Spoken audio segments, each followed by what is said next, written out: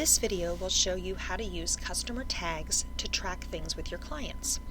First, as an admin, I'm going to go in here and I'm going to choose Manage Customer Tags, and I'm going to choose a tag of something that I want to track. And in this case, I'm going to track Epcot Flower and Garden Festival. I'm going to save that. Then when I'm in my customers, let's say on my customer list, one of my folks, let's say Jeffrey Giraffe, wanted to know when information was coming out about the Flower and Garden Festival. I would click here on Customer Tags. I would click Flower and Garden Festival. It looks like he's already a Star Wars fan, and hit Save. Then later, if I'm looking at my full list of customers, and there's all my customers, I can go up here to Filter by Customer Tag.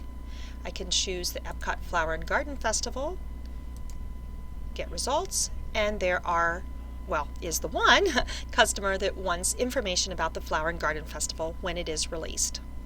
And you can have multiple tags, so let's say that I wanted someone interested in Star Wars and Epcot Flower and Garden Festival. And there's two. And let's say I wanted maybe to track folks for 2021 or folks interested in 2022, then all I'd have to do is make a new customer tag.